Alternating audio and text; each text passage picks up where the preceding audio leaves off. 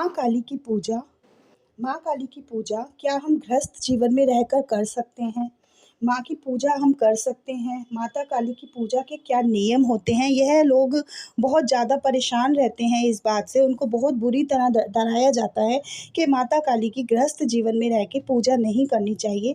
तो जय जय महाकाली। जय जय महाकाली, मेरे चैनल में आपका स्वागत है। आज हम बात करेंगे कि माता काली की पूजा के क्या नियम होते हैं और क्या गृहस्थ जीवन में रह के हम माता काली की पूजा कर सकते हैं।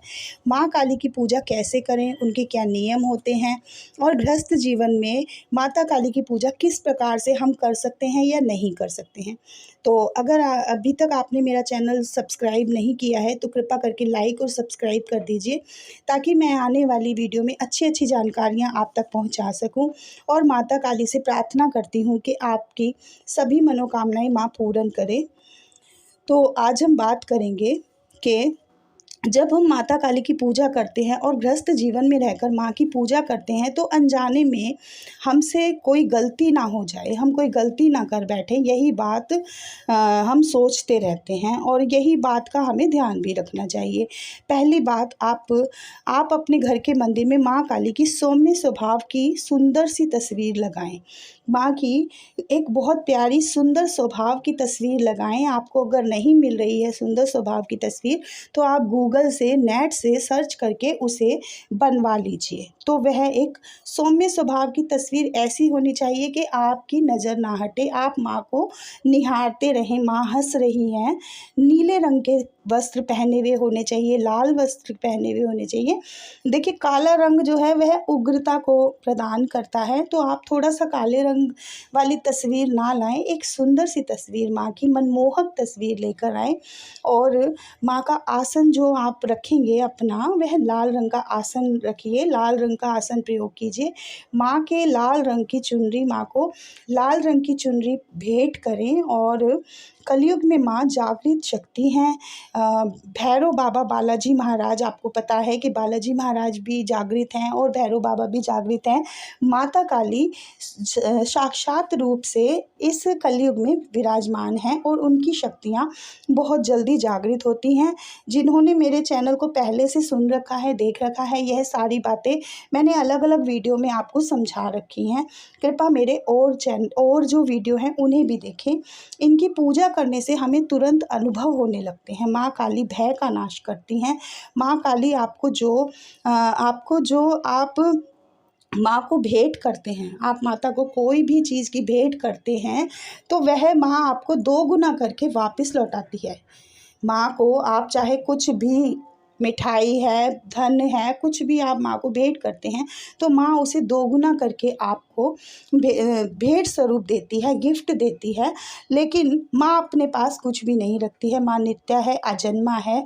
माँ काली की पूजा करने से अभय की प्राप्ति होती है, भय का नाश होता है। अगर आपके मन में कोई डर है, कोई भय है, तो वह नाश होके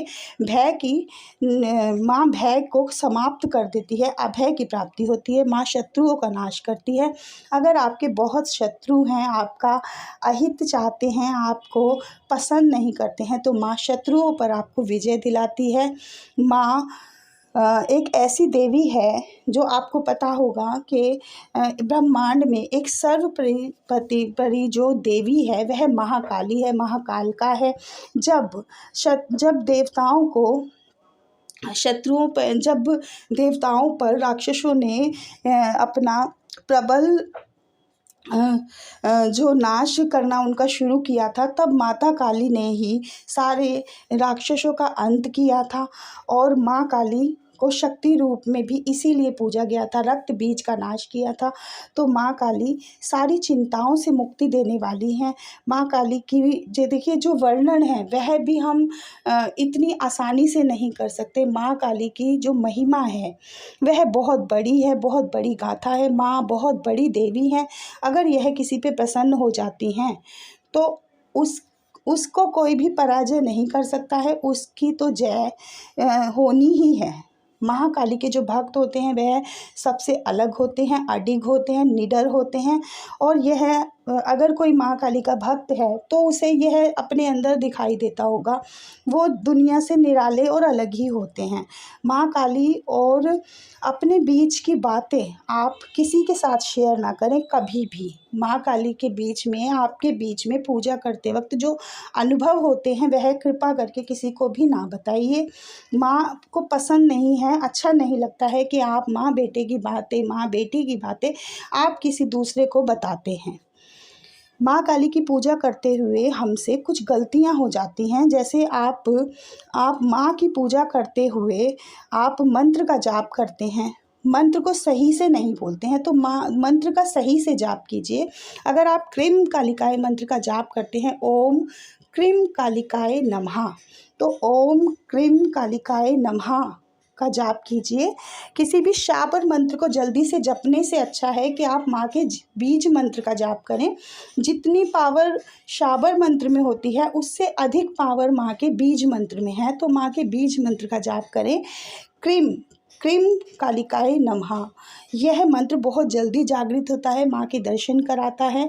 तो इसलिए ज़्यादा किसी उसमें ना पड़ के तामझाम में आप माँ को मना रहे हैं, माँ को प्यार कर रहे हैं, तो माँ के बीज मंत्र का जाप करें। मैंने इस पर एक प्रॉपर वीडियो बना रखा है, आप उसे जाकर चेक कीजिए। और माँ के माध्यम से मैं याद दिलाती हूँ, मैं माँ से, देखिए माँ भगवती सात्विक हैं, आप माँ को भोग दे रहे हैं, तो माँ को ये मत सोचिए कि माँ सात्विक भोग से प्रसन्न नहीं होगी, आप शराब अंडा मीठ ही चढ़ाएंगे तभी माँ आप पे प्रसन्न होंगी। ऐसा जो है ये एक भ्रम है कि तांत्रिकों ने ही माँ को पाया है। देखिए, अगर किसी ने माँ काली को पाया है तो वह गृहस्थ जीवन में ही पाया है। माता काली अपने सीधे स्वभाव वाले बच्चों पर ही प्रसन्न होती हैं, उन्हीं को अपनी ममता प्रदान करती हैं। और देखिए, माँ को शराब अंडा मीट ना चढ़ाकर माँ इतनी सुंदर और इतनी प्यारी हैं कि आप माँ को एक बतासा और 2 लौंग पर भी मना सकते हैं।